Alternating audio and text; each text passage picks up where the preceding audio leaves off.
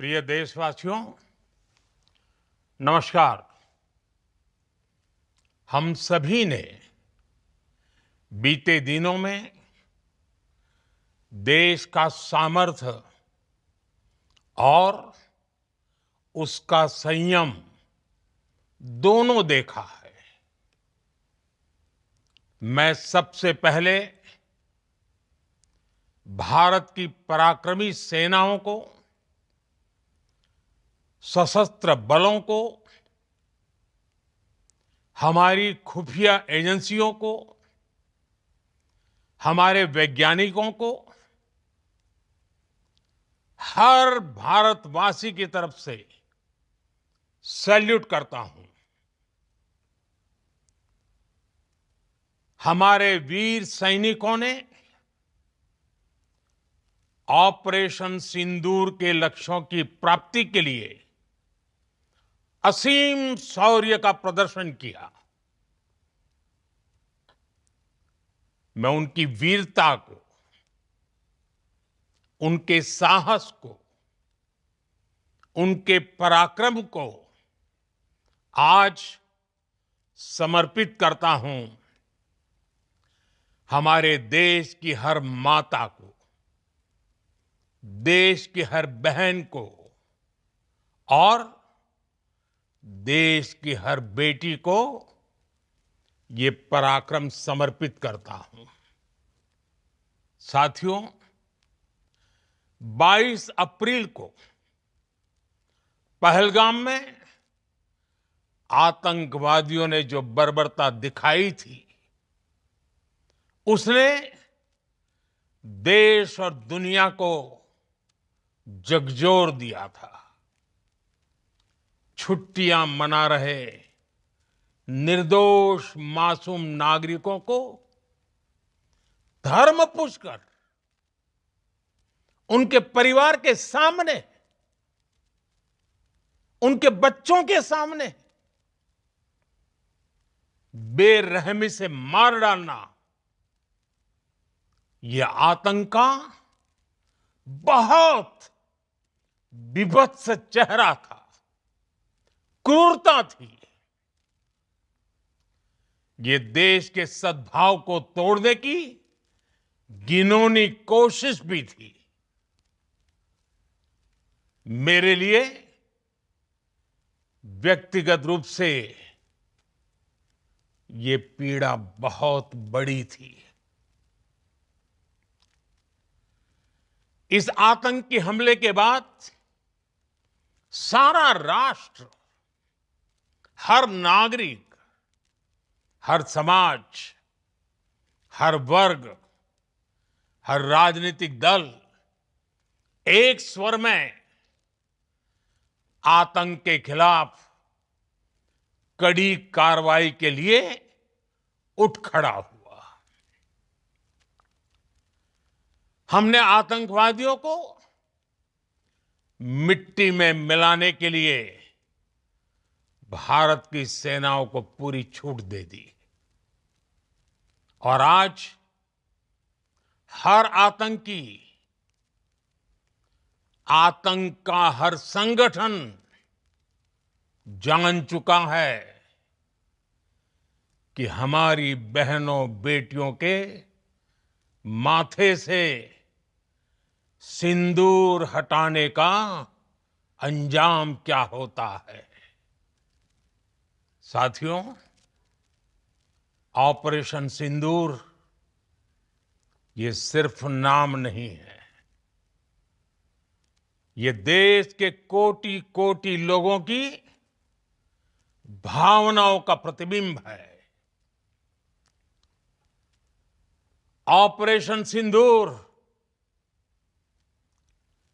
न्याय की अखंड प्रतिज्ञा है।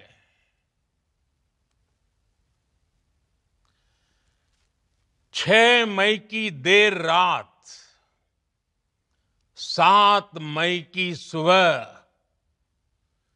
पूरी दुनिया ने इस प्रतिज्ञा को परिणाम में बदलते देखा है। भारत की सेनाओं ने पाकिस्तान में आतंक के ठिकानों पर, उनके ट्रेनिंग सेंटर्स पर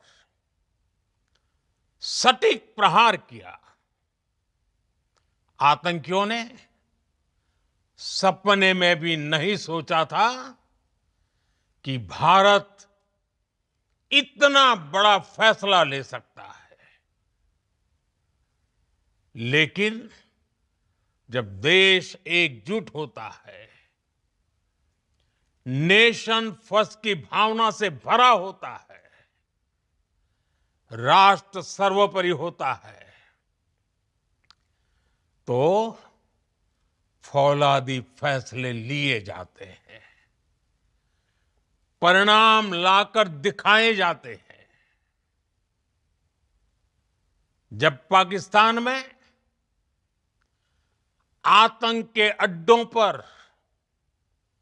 भारत की मिसाइलों ने हमला बोला,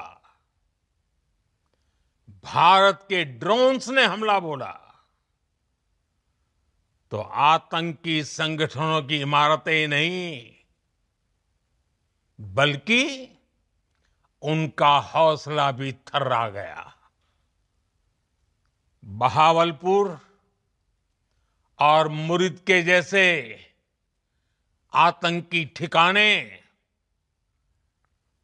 एक प्रकार से ग्लोबल टेररिज्म की यूनिवर्सिटीज रही है।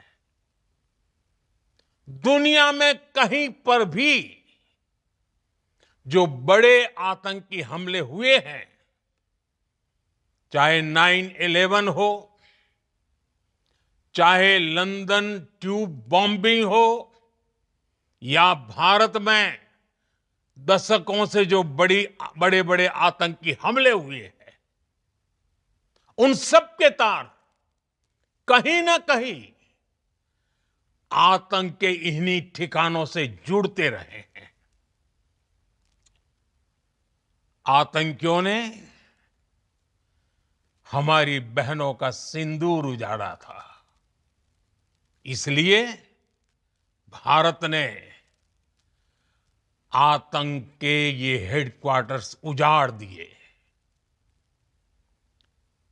भारत के इन हमलों में 100 से अधिक खूंखार आतंकवादियों को मौत के घाट उतारा गया है। आतंक के बहुत सारे आका बीते 2.5-3 दशकों से खुलेआम पाकिस्तान में घूम रहे थे,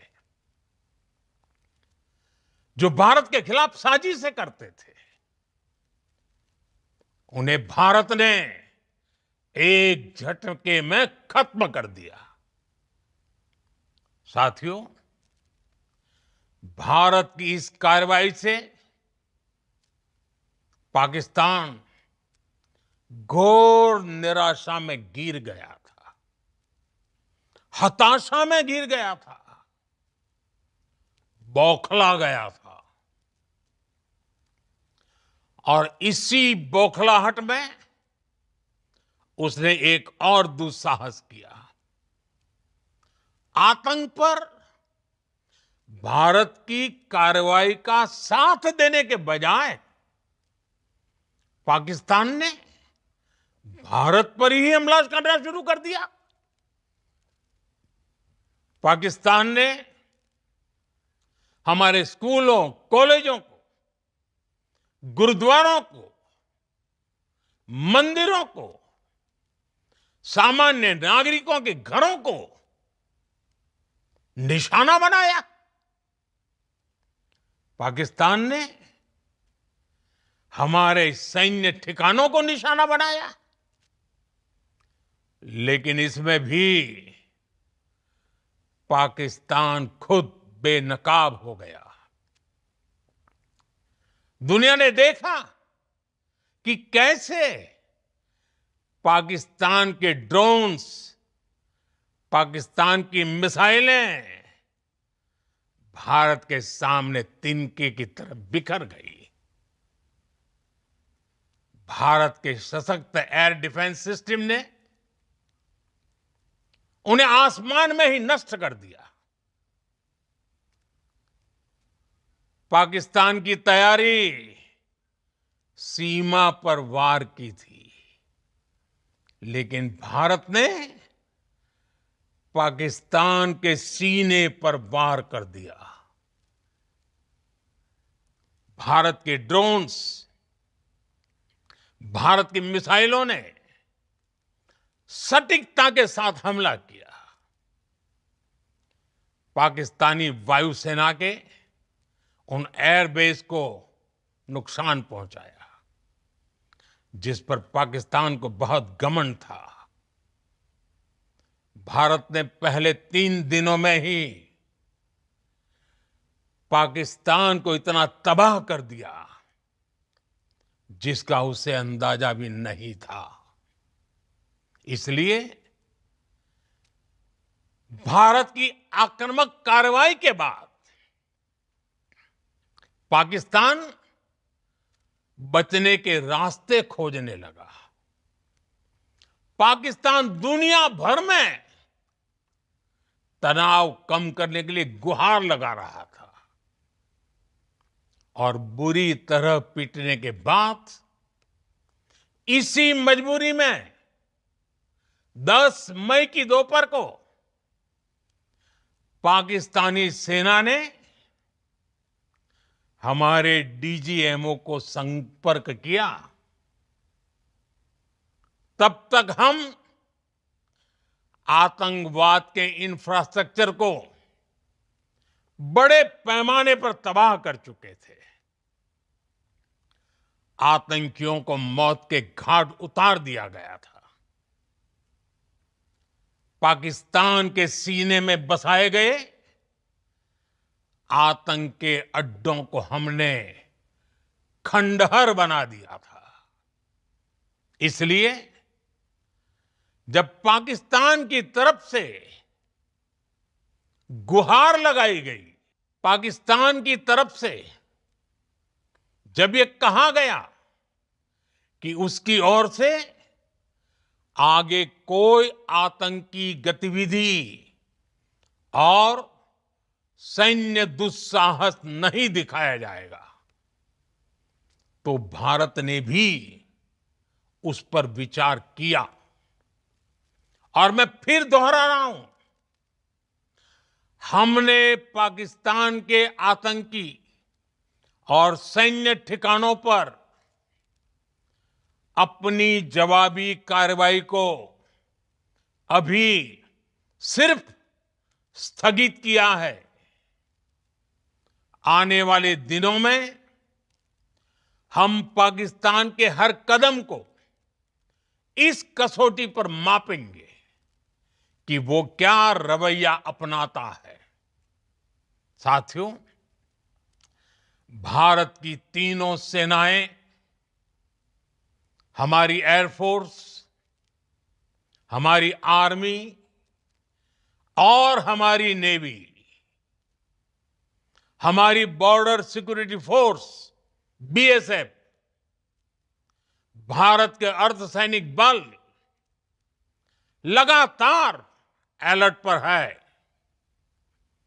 सर्जिकल स्ट्राइक और एयर स्ट्राइक के बाद अब ऑपरेशन सिंदूर आतंक के खिलाफ भारत की नीति है। ऑपरेशन सिंदूर ने आतंक के खिलाफ लड़ाई में एक नई लकीर खींच दी है, एक नया पैमाना, न्यू नॉर्मल तय कर दिया है। पहला, भारत पर आतंकी हमला हुआ तो मुंह तोड़ जवाब दिया जाएगा। हम अपने तरीके से, अपनी शर्तों पर जवाब देकर रहेंगे। हर उस जगह जाकर कठोर कार्रवाई करेंगे जहां से आतंक की जड़ें निकलती हैं। दूसरा, कोई भी न्यूक्लियर ब्लैकमेल भारत नहीं सहेगा। न्यूक्लियर ब्लैकमेल की आड़ में पनप रहे आतंकी ठिकानों पर भारत सटीक और निर्णायक प्रहार करेगा। तीसरा, हम आतंक की सरपरस्त सरकार और आतंक के आकाओं को अलग अलग नहीं देखेंगे। ऑपरेशन सिंदूर के दौरान दुनिया ने पाकिस्तान का वो घिनौना सच फिर देखा है, जब मारे गए आतंकियों को विदाई देने पाकिस्तानी सेना के बड़े बड़े अफसर उमड़ पड़े। स्टेट स्पॉन्सर्ड टेररिज्म का ये बहुत बड़ा सबूत है। हम भारत और अपने नागरिकों को किसी भी खतरे से बचाने के लिए लगातार निर्णायक कदम उठाते रहेंगे। साथियों, युद्ध के मैदान पर हमने हर बार पाकिस्तान को धूल चटाई है और इस बार ऑपरेशन सिंदूर ने नया आयाम जोड़ा है। हमने रेगिस्तानों और पहाड़ों में अपनी क्षमता का शानदार प्रदर्शन किया और साथ ही न्यू एज वॉरफेयर में भी अपनी श्रेष्ठता सिद्ध की। इस ऑपरेशन के दौरान हमारे मेड इन इंडिया हथियारों की प्रामाणिकता सिद्ध हुई। आज दुनिया देख रही है 21वीं सदी के वॉरफेयर में made in India defence equipments, इसका समय आ चुका है। साथियों, हर प्रकार के आतंकवाद के खिलाफ हम सभी का एकजुट रहना, हमारी एकता हमारी सबसे बड़ी शक्ति है। निश्चित तौर पर ये युग युद्ध का नहीं है, लेकिन ये युग आतंकवाद का भी नहीं है। टेररिज्म के खिलाफ जीरो टॉलरेंस, ये एक बेहतर दुनिया की गारंटी है। साथियों, पाकिस्तानी फौज, पाकिस्तान की सरकार जिस तरह आतंकवाद को खाद पानी दे रहे हैं, वो एक दिन पाकिस्तान को ही समाप्त कर देगा। पाकिस्तान को अगर बचना है तो उसे अपने टेरर इंफ्रास्ट्रक्चर का सफाया करना ही होगा। इसके अलावा शांति का कोई रास्ता नहीं है।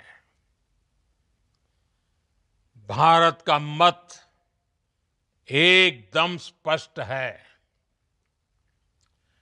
टेरर और टॉक एक साथ नहीं हो सकते। टेरर और ट्रेड एक साथ नहीं चल सकते और पानी और खून भी एक साथ नहीं बह सकता। मैं आज विश्व समुदाय को भी कहूंगा, हमारी घोषित नीति रही है